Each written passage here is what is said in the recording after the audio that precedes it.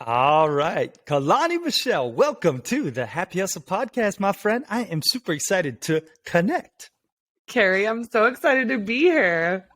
Yeah, this is going to be fun. I mean, you are an international speaker, a serial entrepreneur, an event host, a personal branding expert, and a happy hustler. And I'm super excited to dive into your expertise of personal branding today and beyond. But before we get into all that good stuff, Caloni, what is something interesting about yourself that not too many people know? I can only wink one eye. I don't know how interesting that is, but it's a fun fact. Which eye? Which eye is it? Come on. I can only wink my left eye. Oh my gosh. Please, just for everyone watching on YouTube, please try to wink the right one for me. I can't. Oh my gosh. That's hilarious. And it's not Botox, all right? Okay, fair enough. Fair enough. Caloni, you have so many amazing things going on. I mean, we were just, chatting in the pre-interview, and, we've been friends for a while, but you have some really cool ventures with real estate, and, you have your event series, and you got your personal branding agency.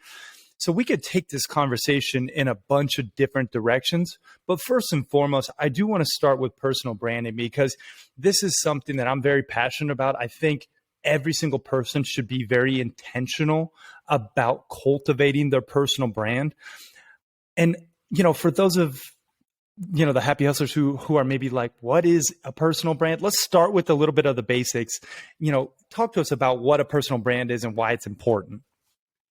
Okay. Well, we all have a personal brand, whether we like it or not, whether we intentionally build it or not.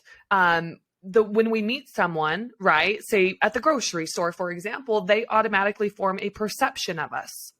If I meet someone on social media, or if someone comes to my, let's just say Instagram, they're automatically forming a perception. That's my personal brand. So as Jeff Bezos says, your brand is what people say about you when you're not in the room. So essentially it's like your reputation. But here's the thing is you can intentionally build it, or you cannot intentionally build it. When someone, say, goes to any of your social media platforms or even your website, it can look like a Dollar Tree or it can look like a Nordstrom. It's really up to each individual how much effort and resources and intentionality they put behind it. And so that's on a high level what a personal brand is. And then what was your other question, Carrie? Why it's important. Oh, well, especially for those of us in business, you know what? Actually, corporate world too, whether you're an entrepreneur and a business owner, or even you're, a corporate employee, well, guess what? When those individuals apply, let's just say for a job, the recruiter is going to type their name into Google and into social and see what populates. And again, that's part of their brand. And so as a personal brand is important because it opens up doors and opportunities for us. And if we want more opportunities, well, guess what? We should do a much better job of intentionally showcasing like who we are, what we do, our accolades, like everything online, to be able to get more opportunities. Yeah, so true.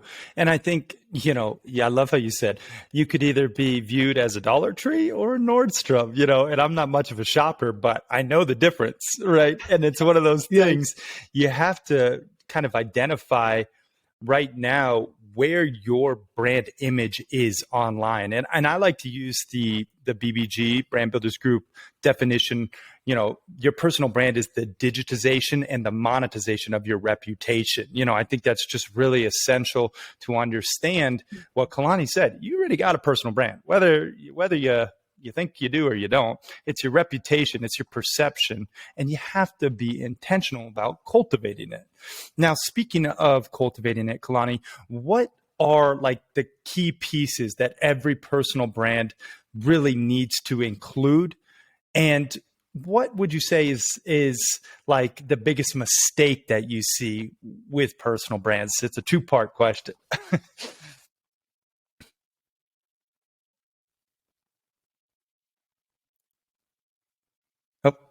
All right. So the biggest thing that people need to include, well, I would say what happens a lot of times because there's building a brand and then there's growing it, right? So there's the branding itself, but then there's also the growing, the marketing piece of it. So I'm going to stick to the building it first.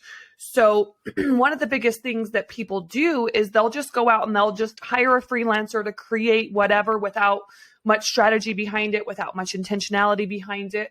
And the thing is oftentimes when a lot of it's DIY like that, or let's just say the business owner or the entrepreneur is building their own website and they don't even know what the heck they're doing.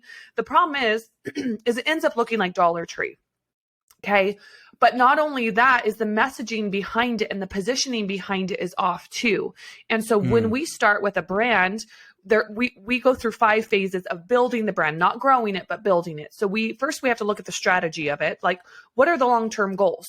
Do you want to be a speaker? Do you want to write a book? Do you want to pump and dump your company? Do you, what exactly is it that these individuals want to do? Do you just want to build your brand so you can funnel leads into the company, right? So we have to put a strategy in place. And then from there, we look at the positioning and the messaging. And then we look at, okay, well, how do we take the strategy, the positioning, the messaging, and turn that into, to digitize it, essentially, to actually build the brand, to design the brand that reflects the person's values, the person's, like, how they want to show up, how we want to differentiate them from their competitors. Okay. So the design reflects that. And then from there, we take it and then we'll develop certain things like the website, or we'll implement all of the brand assets into their brand. And so that's more of the development. So those are the 5 phases that we go through when building a brand. So I would say the biggest mistake would be either DIYing it or just finding various freelancers to go ahead and implement the lack of a strategy. And so, because here's the thing is they end up paying for it, but they're going to end up paying for it twice. And when they go and they do build this brand online, it's all over the place that it's like, you're not even speaking clearly to your ideal clients. Not only that, it looks like junk. So I'm not really going to trust you. You're not going to be speaking on my stages. I probably won't have you on my podcast. Right. And so the more one can make the brand look more professional, even if it's without spending, let's even just say, I don't know, $30,000 or more. Then the more that they can make it look professional, the more opportunities that they're going to have because people are going to trust them more. Wow. Very well said. And, I just want to recap. So those 5 steps that you do in terms of building the personal brand, it starts with strategy, right? And this is something I'll just raise my hand as guilty, because I spent about 3 years throwing spaghetti on the walls with my personal brand, not having a clue or a clear strategy. And what I often say is I did a lot of the right things, but I did them out of sequence without a clear strategy. For instance, I put out a course before I truly knew what my content was and who it was for, so it didn't convert. It's like, that's the kind of stuff that I see time and time again when you're growing your personal brand. So you got to start with the strategy. Then you got to get into the positioning, and your thought leadership around, like, what is your expertise and how can you position yourself as that expert? Then you talk about messaging, getting crystal clear on the actual messaging around your brand. Digitize, right, was the next step, putting it all together. Design, digitize, and then development. Is that right? Ending it with development? Yeah.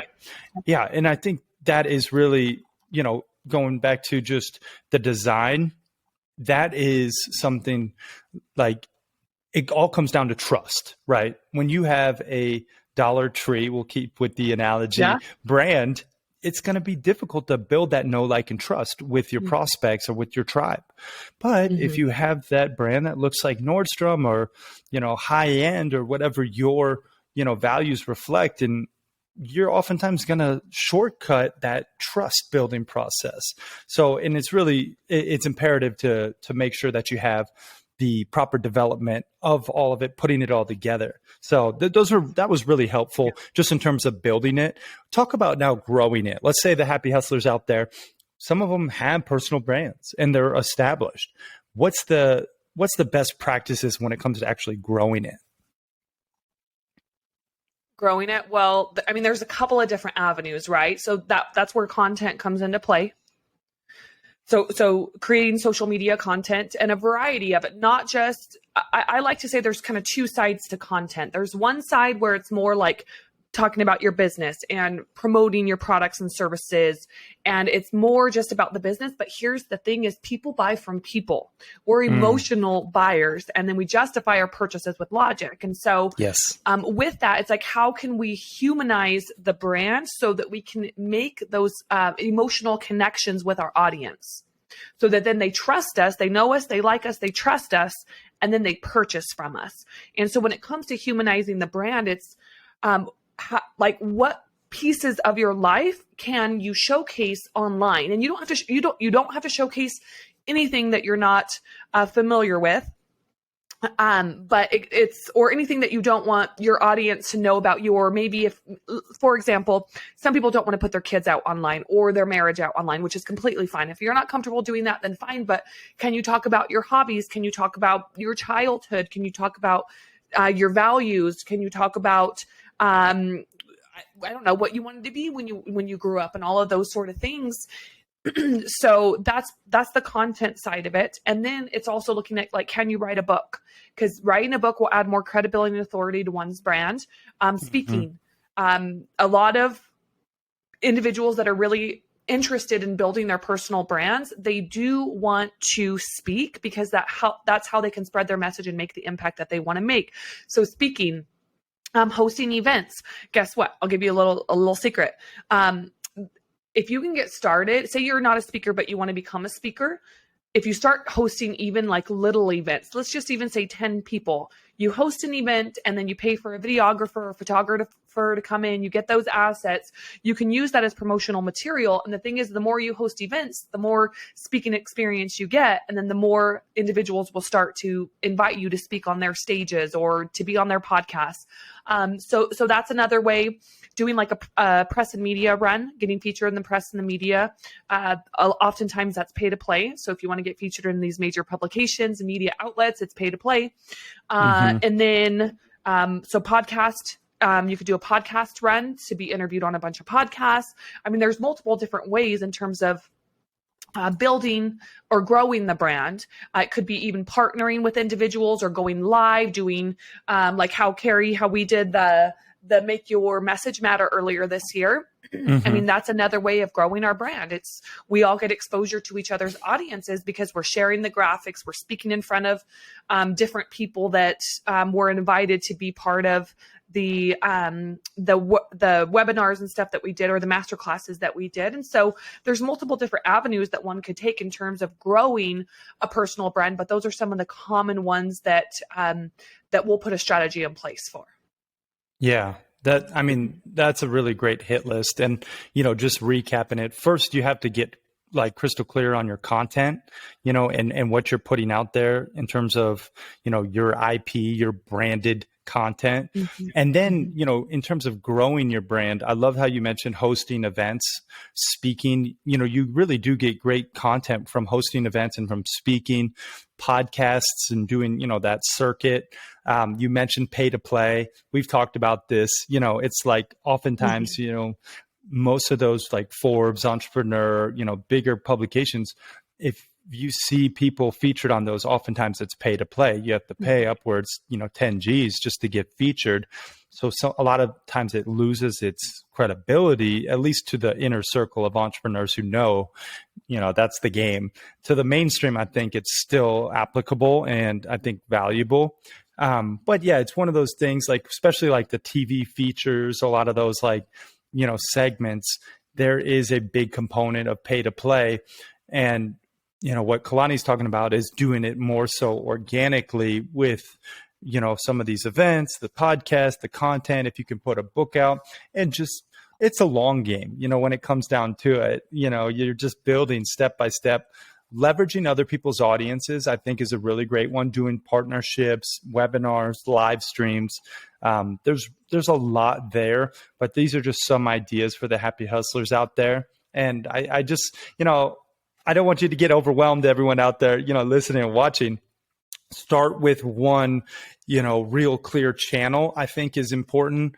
Get known in that channel. Like, people talk about being omnipresent, What's your take on that, omnipresence? I'm just curious. So I focus on 3 platforms mainly. So, but the thing is we repurpose the content to all 3 platforms. So our focus is Instagram, Facebook, and LinkedIn. So it's Facebook business and Facebook personal. So I guess in a sense, it's 4 different profiles. But we repurpose the content, almost all the content. So first we'll post on Instagram, we move it over to, it automatically moves to Facebook business. We move it over to Facebook personal, and then we move it over to LinkedIn. And so something like that, it's like, it's easy to get that extra reach because the content is applicable to all the platforms. Now, would we go and put still images on YouTube? No. Would we go and put a 1-minute video on YouTube? No. Right? Unless it's maybe a short. But yeah. And the same thing for Reels. Like, we're not going to go and take a 5-minute video and put it, or let's just say TikTok, and move it over to TikTok. So it's like, choose your platforms. And for us, those 3 are super easy because we've already created the piece of content. Should we want to move over to TikTok and other platforms, we would just have to look at repurposing the content more. But at this point, we really haven't needed to do that. And so content, I will say though, Carrie, for someone that is, let's just say, just getting started with their brand, or they're finally being more intentional about it, I would focus on content first, so you can start to get your message out there. And then from there, move over to some of these other ways of creating that social proof. Yeah. I mean, here's the thing. You have to get clear on like your brand DNA, right? You have to know what problem you solve, who you're solving it for, your special sauce, that can actually help people. And if you don't have that stuff clear, it's going to be difficult to have, people want to have you on their podcast or speak on their stage or host a live event with you, or like any of these different pieces. You got to get clear first and foremost, seek that inward introspection, get, very direct in terms of your trajectory and plant your flag. I think a lot of people, they try to be too many things to too many people. And, I was in this boat, I was, I can help you with your biohacking. Oh, I can help you with your modeling acting career. Oh, I can help you with your business. Oh, how about balance? How about, entrepreneur? Like, it's like, what? It's like, now I'm just, hey, you want to achieve blissful balance personally and professionally? I'm your guy. I got the system. The happy hustle is the way. Here's my 10 alignments.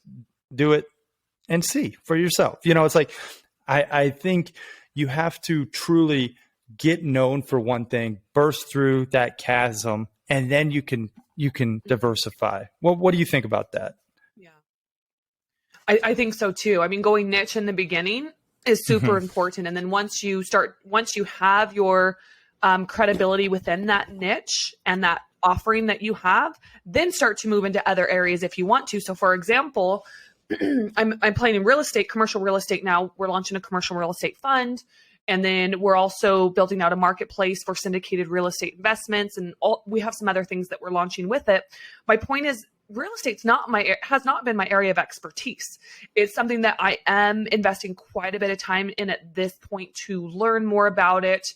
And then to build out this company, because I am an equity partner in this company. And, but the thing is that's not where I started, right? Like, I started with the branding and marketing piece of it. And then I had this amazing opportunity come my way. And so I've taken that on, and that's, part of where I'm putting my energy. And so, but I would focus more on, yes, just one area, monetize the heck out of that. And then once you have enough financial resources, then go and you can branch out into these other areas, but you don't want to confuse your audience yet. So I would say I would stay super niche in the beginning.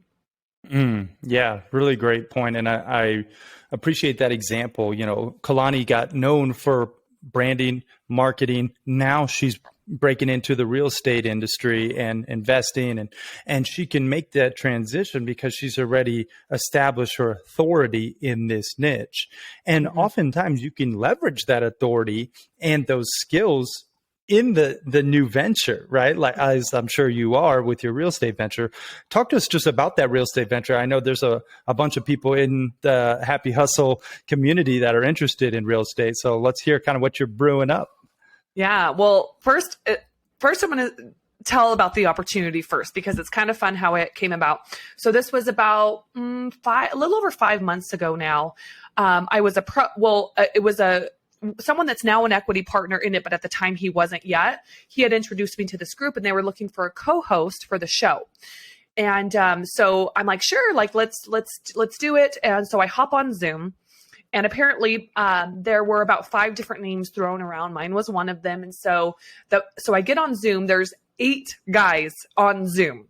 And I thought maybe like 1 or 2, right? Like I'm going to go meet 8 guys, and it's just me like showing up like super bubbly and just chatting. So by the end of the call, they're like, hey, we want you as the co-host, but we also, we may need you for your broader marketing services and capabilities. So I'm like, okay. So we're like talking, we're negotiating things and all that sort of stuff. And then they're actually, I've had 3 of them, Carrie. Have you read the book called The Athena Doctrine? No, I haven't. Okay. It's very much about like why women make good business owners. Oh my goodness. Just like the feminine side that you bring to a business. And so I've had 3 of the partners say, Caloni, you're probably going to be the one running this company. Well, here's the thing, Carrie, I'm pretty much pushing the whole company forward. But I mean, luckily I have a lot of support and I have great partners. And so, it came from me being a show co-host to me running the whole marketing and growth of the company, to me really pushing the company forward. I mean, there's other partners that are putting in a lot of effort and time too. And then to me being an equity partner, to me being a managing member and and it was literally just because of my social media presence for 1, and the way that I branded myself online. And then for 2, my marketing capability. So I established myself as the resident expert in that area. And now it's led to these other opportunities. And so with that, they've been talking about starting this company since last year. And so now with me on board, it's really moving forward. And so we're launching a 506c fund, probably we're Q3 already, end of Q3, maybe Q4. Hopefully it'll be Q3 of this year though. So we'll be launching that. We're launching a marketplace for syndicated real estate investments. So like fractional, where investors can sell their fractional shares in real estate. We're building out a $100,000 studio in Murray, Utah, where we're going to be filming the show. So I'll be like the co-host for that. We'll be renting out that studio. And so we have some other things that we're doing. We're going to be offering like top off services for other raises, like real estate raises and things like that. And so we have a lot going on there, and it's a fun and exciting process. And I just love learning and growing as like a human. And so this is just an area that I didn't have a ton of expertise in. And now I just get to, dip. Well, I have more than my toes in it. We'll just say that. You're all in. I love it. I mean, what's super cool about that, Caloni, is, you mentioned learning and growing and not being afraid of the challenge. And I think that's such a beautiful mindset, going really full circle in terms of like the entrepreneurial journey. You have to have that mindset, that learning, growing, evolving mindset, and you also have to be a little bit courageous, right? You got to be able to take chances, put yourself out there. She's, co-hosting this real estate show and leading a real estate fund. And it's like, that's a whole new venture. And there's a lot of, new things to learn within that. And you mentioned the Athena Doctrine, which I'm super excited about because, so this is so funny. My fiance's, we have like, we call ourselves like, we have our alter egos. We have our godly names, her godly name, and like the aspiring, female warrioress and goddess that she, strives to be. Her name's Athena, and mine is Zor. So we have, so we're like, are you being Athena today or not? Because, like we want to always strive to be our best versions of ourselves. Mm-hmm. So she's going to have to read that Athena Doctrine, because I agree with you. Like female business owners, I know a ton who are they supersede men in many ways. There's just something about like putting it all together, and I'll give all the fellas some love too. We have our strengths as well, but it's having that yin and yang, of that both masculine and feminine and energy is important in a business. So that's super cool. Yeah. Talk to us just, I want to touch on it, like the mindset of, Caloni and entrepreneurship and personal branding. Like, what would you say is your mindset when it comes to really like diving into a venture like this, and just in general, maybe some like recommendations for the happy hustlers to really like build that mental fortitude and mindset? Yeah. Oh goodness, I feel like this is a topic I've been putting a lot of thought toward, and the reason is Carrie, I don't know how much you know about like my upbringing and all that stuff, but there was a lot of challenges. I mean, we've all had a lot of challenges.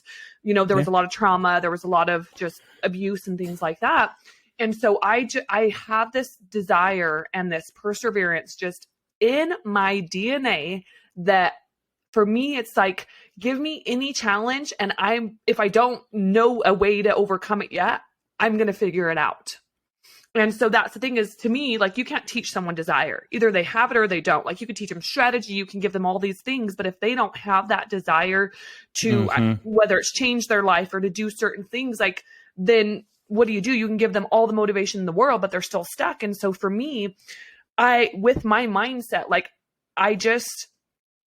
I'm so determined to create a different life, and I already have, but even more so, to create a different life than that I grew up with.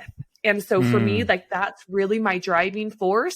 But even more than that at this point, more than just creating that life for myself, is I've realized that I was given the gift of perseverance when I should have been a statistic. And with that, I'm blessed to be able to speak, to be able to, even create social media and content, just to be able to get my message out there to help people where they might be stuck in things that I was stuck in years ago, or they might be stuck in certain situations or relationships, or right, like whatever it is. And to be able to show them and give them not only hope, but to give them, in a sense, like a guide and someone that believes in them to be able to overcome those things. And so for me, like, my mindset is just give me any challenge and I'm going to make it happen. But not only that, like, I know at this point in my life, my mission is bigger than me. It's bigger than why I was here, because I wasn't given all this junk and the gift of perseverance just for me to be selfish and keep it all to myself. So. Amen, sister. I love it. I mean, I want to unpack that a little bit. I mean, you talked about, you should have been a statistic, and I'm wondering if you could extract the greatest lesson learned from your adversity as a child and maybe young adult. What would you say that greatest lesson learned from that adversity would be? The only person that can change my life is me. Like, no one's going to give me a new life on a silver platter. No one, like, I had to work for everything. And so for me, when I was 15 years old, like, this was after my dad had passed, lying in bed, like, feeling broken, like, hopeless, like, what am I going to do? Like, I'm miserable and all the things, is I knew at that moment that if I wanted a different life, I had to create it. Yeah. Wow.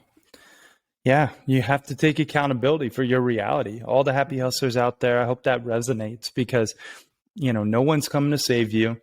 No one is going to, give you the silver spoon, unless maybe you're a trust fund baby and you're listening to the show. That's awesome. Super, super pumped for you.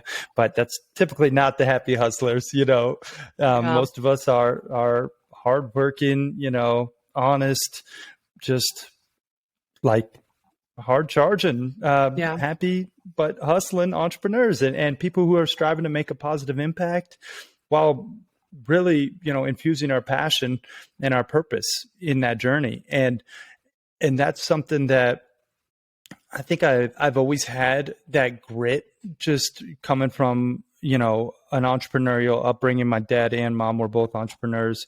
But it wasn't always easy either. In my household, plenty of adversity, to learn from and grow and adapt. And that one single truth, Caloni, is very powerful, just taking accountability. If you are not happy right now with your bank account, all you happy hustlers out there, you got to take accountability. You have to realize that your current state is a direct reflection of your decisions, 90, 60, 30 days ago, right? This is the compound effect at play. Your micro decisions every single day add up to your current reality.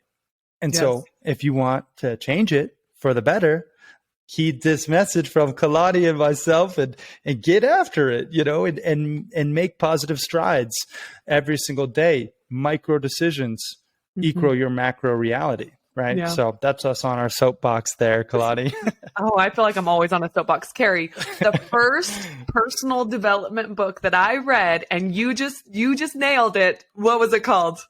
The Compound Effect? Yes. Yeah, I love it. That's a great book. Darren Hardy, he crushed it. Years ago. And it's so true. Like, if we can sit and we can look at like, oh, life happened to me and all these things happened to me and woe is me. But guess what? That's not going to change your life. Mm-mm. So it's okay. These things have happened in my life, and I take personal accountability for all of them, even if some of it might be outside of me, but I can choose how I'm going to respond and how I'm going to react and what I'm going to do in the future because of that situation. But the thing is if we don't take take a hard look in the mirror and take personal accountability for where we are at in our lives. And it doesn't matter. It could be business, right? It could be personal. It could be any area of life. It could be being a dad. If we don't take a look at that and really ask ourselves, like, am I proud of the person that I've become? And if the answer is no, and there's changes that need to be made, like, it's up to that individual to go ahead and do it because no one else is going to be doing it for them. Yeah. Oh, so true. You mentioned like being accountable both personally and professionally. And I want to go personal if it's okay with you. Yeah. I'm an open book. I know that you went through a divorce recently. Mm-hmm. And this is something I think a lot of entrepreneurs, just a lot of the population, but more so entrepreneurs. It's over 52% divorce rate, but like entrepreneurs specifically, they oftentimes prioritize work rather than family. And then when they achieve success with their work, their family oftentimes is lacking or struggling. And I want to just kind of heed some of your wisdom that you've learned from your relationship. And I know you're, out there living your best life now, and you made that difficult decision to take accountability and change your reality. If you would, maybe give us some of your experience when it comes to picking a partner and being an entrepreneur and how to best navigate balancing both your, priorities in your personal life and your professional life. Man, I could talk for hours on this topic right here. First, I want to preface it though, is my marriage, we were together for 14 years, married for 11, was not a failure. To me, it was a success. Maybe not success by society's terms, but success in that I would not be the individual that I am today without that marriage and without him in my life. He's still one of my best friends, love him to death. We had a very amicable, conscious uncoupling, like Vishen Lakhiani says. I like it. And so to me, that was a success. There are certain things I feel like, especially as an entrepreneur, entrepreneurship is probably the best personal development journey you could ever take in your life, because you have, there's so many skill sets that you have to learn, and learning to manage your emotions and just so many different areas. And that, so I don't know if I have the authority or credibility to say, okay, this is exactly what you need to find in a partner, right? Because I'm still on that journey right now myself as I'm out dating. But I hustlers, will say, listen up. Caloni Michelle. Slide in her DMs. Carrie. Okay, sorry. Go ahead. Oh my gosh, that was awesome.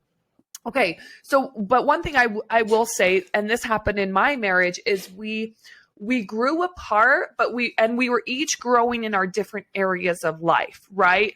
Where he's corporate and I'm an entrepreneur, I'm a business owner. And so he traveled a lot. There was a lot of distance between us over the years. And so with with a partner, though, I think it's important, or at least one of my core values is having like someone that can grow with me.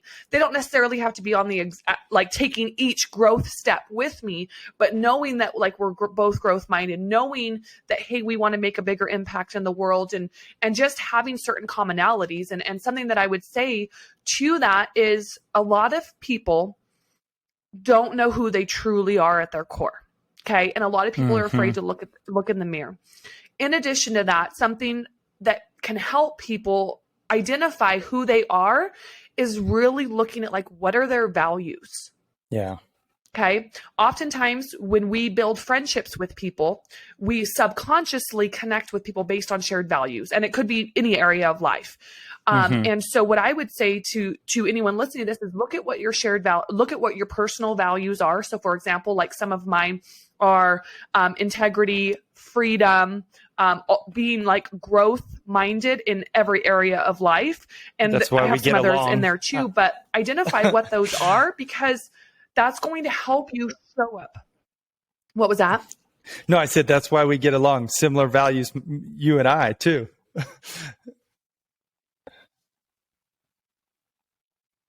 Yeah. We have very similar values. I mean, that's why a lot of the friends that we do have, the shared friends, that's how we all connect. And so I don't remember what quite your question was, Carrie, in the beginning, because I might be going off on a tangent here. But nonetheless, identifying your values is super important because it will help you determine like, hey, who your friends should be or who your friends should be going forward in the future. If you're who you might want to be your future partner, and also know what your non-negotiables are in life, and don't be afraid to set boundaries with people that might try to overstep your boundaries, but then also make sure you know your non-negotiables so you're not choosing a partner that has some of those non-negotiables. Yeah. Wow.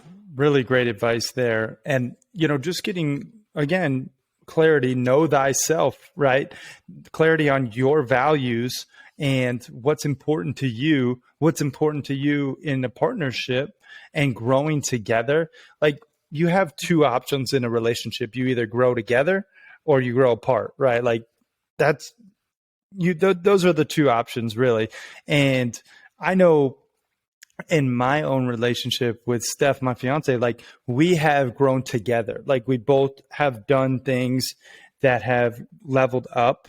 Now there has been areas where we have grown apart. And in terms of like professional life, we've grown together oftentimes, but like personally, like sometimes she's much more spiritual and I'm like, oh, I need to get, really like dial in my spiritual practice so I can be on the same wavelength as her, so we have to get back to that center. Again, I think it's really just getting clarity on who you're searching for. I always talk about the perfect partner page. I mentioned it in my book, The Happy Hustle. I have a whole like chapter on loving relationships. And that was one thing that I like actually did. I sat down and I wrote out my perfect partner, every single feature, and it's a little overkill. Yeah. But you talk about their morals, their values, what they look like, what their goals are, their family, like all these different pieces. You can pick up a copy of the book, shameless plug, if you really want to, dive into it. But that is really like something that so manifested in my life, that exact person, because I was clear on it. And so now, if you're in a relationship and you're also managing your professional life, your career, your business, you have to be very deliberate about growing together with your partner. And it's not just, oh, let's go on a weekly date night. Like oftentimes that's not enough. You have to be more intentional. I just had Ben Greenfield on the podcast, and he said some very interesting things about his relationship with his wife. And they have scheduled date like overnight stays, minimum 2 times a month. They do a morning prayer and an evening reflection every morning with the whole family and him and his wife. They go on walks and they have like a journal session, and this is like a daily thing, plus these like weekend trips and stuff. And I was like, that's, and they all have a family dinner. And it's like, these are very intentional, like scheduled activities. And oftentimes we schedule our business, we schedule our podcast interviews, we schedule our, content, but we don't schedule time with our most loved ones. It's like, what? Yeah. So I just think, again, it's being intentional, right? It is. Yeah. And here's the thing is that, we can sit here and we can map out, right, what that partner looks like. But the thing is we can't map it out if we don't know who we are at the core. Okay. So 2 years ago, this was kind of the whole start of making these major changes in my life. I was on a 2-month road trip. This was during COVID, and road trip. I probably didn't drive more than 3 hours in any given day. So that's how I have done road trips, or that's like my biggest road trip. But when I was on this trip, what I did is there's a book called Code of the Extraordinary Mind by Vishen Lakhiani. And I always talk about this book. Vishen Lakhiani is a co-founder of Mind Valley. He and his wife actually got a divorce. They did a conscious uncoupling. That's where I got the idea of doing that too. But in there's 12 areas of balance. And it's more than just looking at your life from like the core 4, right? That a lot of these bigger influencers will talk about, but it's diving into like, hey, what do you want your love life to look like? Your community life, your intellectual life, your environment, your financial life, like your friendships, your love life, right? You literally dive in and you map out, like you write out what you want it to look like. And what happened to me is I realized that, oh, I'm deficient in these areas, and I have been deficient for a while. And do I want to continue to be deficient in these areas, or do I want to make some changes in my life? And so since then, I've made quite a few changes in my life so that I can live more of a balanced life, right? And I don't mean balance where every pillar is right at the same. For me, at least, let's just say if I have 12 areas of balance, one pillar might be at 20%, one pillar might be at 40%, one might be at 25, one might be at 65, but that's balance for me, right? And so I would say that book will really help one get clear on the life that they want to live.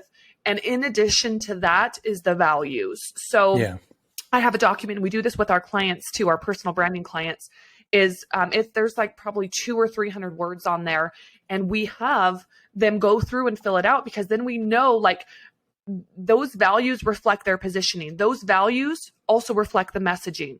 Those values reflect the design. And so those two things are what I've used. In fact, if anyone wants that values document that we use for my agency, I'm happy to send it over. You could just send me like a message on Instagram, like just put like values or values document or something like that. And I'd be happy to send it over. But I will say that those two areas are really what helped me get clear. Or those two exercises, if you will, really help me get clear on the life that I want to live. So awesome, and very gracious offer. You happy hustlers, take action on that. And I know you have another special offer for the happy hustlers in regards to personal branding. Do you want to mention what that is? Yeah. Well, and the values thing, that's not a freebie. That's not an opt-in. That's literally just a document, a Google Drive document that we can send over. Like that's not anything else. But yeah, we also have a personal brand blueprint. So this one is essentially it's a 10-step blueprint to building your personal brand online. And so we have that. You can send me a message on social with blueprint, or go to calonimichelle.com/blueprint. My name's a little hard to spell. So CaloniMichelle.com/blueprint. And that's a 10-step guide to build your personal brand online. That's so cool. CaloniMichelle.com/blueprint. Take action. Even if you think you have your personal brand like somewhat in order, go through the 10 steps and just double check, do an audit, and see maybe if you're missing a step. Like, again, getting back to that strategy, so important. Now, Caloni, I do want to ask you some of these traditional, happy hustle questions I ask all my guests. First being health. It's a discipline I really prioritize. I think if you're going to happy hustle in any capacity, you have to have optimal health. What would you say is a happy hustle hack? Maybe a tip, a tool, a tactic, something that you do that maybe is a little unique that you could share with the happy hustlers in regards to health?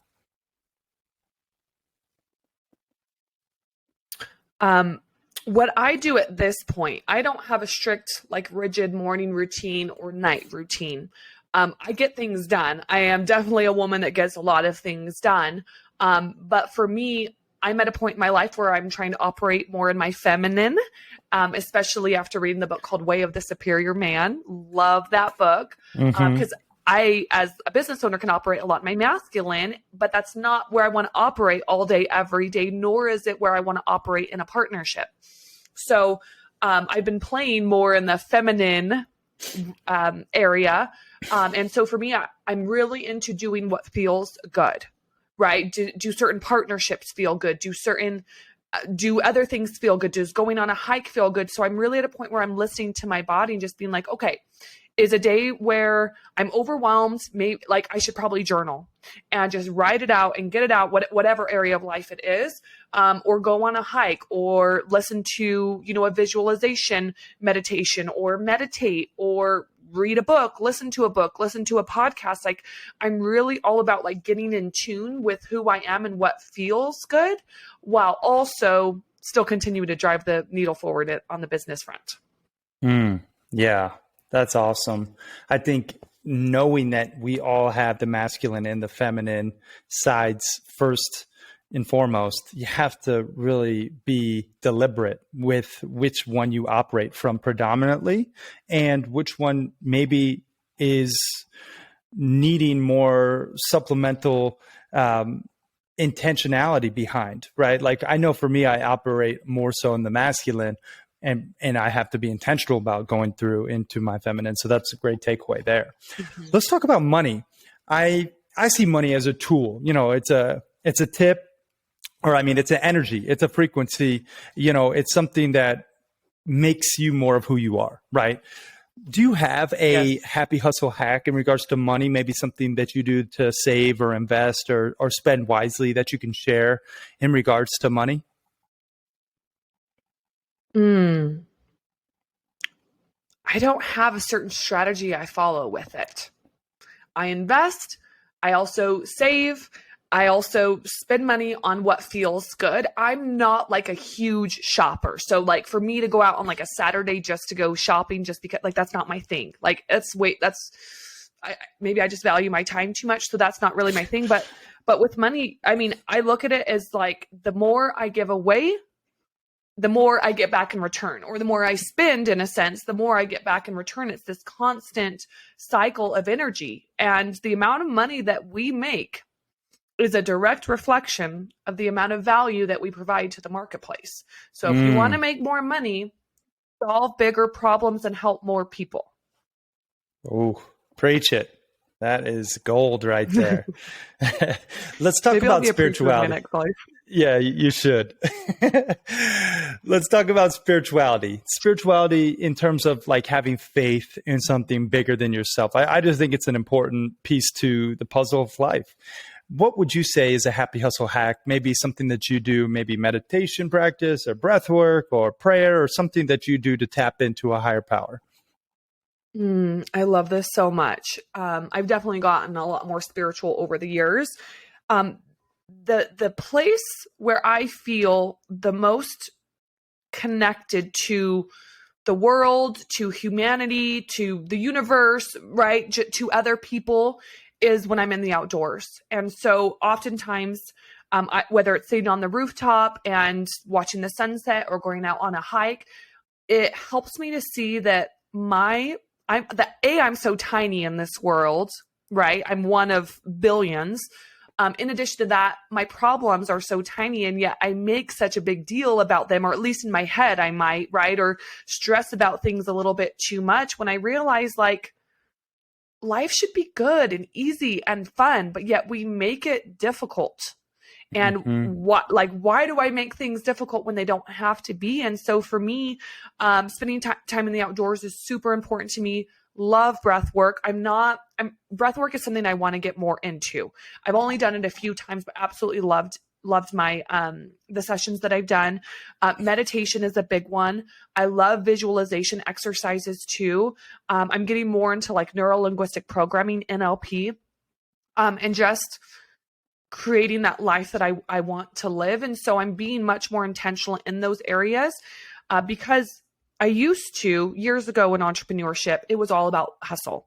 working 12 to 16 hours a day. And then I would have guilt if I wasn't working enough. And then I would get burned out and all the things. And I'm like, wait a minute, is this really like the life I want to live? Is this really the type of business that I want to live? And it's not. Like, I got to a point where I'm like, wait a minute, why am I building my life around a schedule, if you will, that I don't enjoy? And so for me, like, yes, I work hard. Like, I might only work 2 hours on a Wednesday, but I might work 4 hours on a Saturday. Like yesterday, I think I probably worked 10 and a half, 11 hours. I don't do that very often, but it's because I was at an event and I was speaking and all. And so I had some deadlines and some things that I needed to approve for my team. But like, I'm just at a point where I'm leaning into like what feels good. And I know that I can create a business or create businesses and a life and relationships and friendships that revolve around me living a life that I love. Ooh, so good. I am all about being very free, having, good vibes and feeling at the forefront, like, of my days. Like, that's such a massive point that I just want to echo for a second. Having all the happy hustlers, really heed this point. You have to be very intentional about how you spend your time and effort. And, you don't have to do it in a conventional way. Like, I typically work like 20 hours a week. Like, that's like my workload. Like, some days it's, like, couple emails. I do my key three task, and I'm done. I'll go fly fishing or into the mountains or whatever. I'm going to saddle up my horse in a little bit today. It's going to be, I got a buddy coming over. Like, we're going to just hang out. It's like, it's one of those things. That's you awesome. just have to have fun in life. What's it all for if you're not having fun? And it's like, that's just such an important point. And then having spirituality, like being the anchor behind it, I think is just a really great point. Practicing meditation, breath work, prayer. I'm very spiritual, not religious, and I just think that is something that I really believe in. I believe we all have a purpose and a higher power guiding us. And, it's just, to whatever you believe in, just have faith in something bigger than yourself. So that's awesome, Caloni. Yes. Now, I do want to put you through the rapid fire round, and then we will wrap this interview up. This is where I ask you random things and you answer honestly. First thing that comes to mind. Are you ready? Hi, I'm ready. Let's do it. Okay. Favorite food? Go. Sushi. Favorite movie? I don't have one. But if you did? I don't even own a TV anymore. I haven't owned a TV in like 4 years. I've watched 2 movies this year. That's so impressive. Wow. Okay. Favorite book? I have some I'm going to say right now, Code of the Extraordinary Mind. Cool. Favorite workout? Weights. What's your spirit animal? I don't know, but if I had to make one up, I feel like it would be like a feline, like a lion. Nice. What about best business advice, if you had to distill it into one sentence? Listen to your intuition. 3 things you're most grateful for.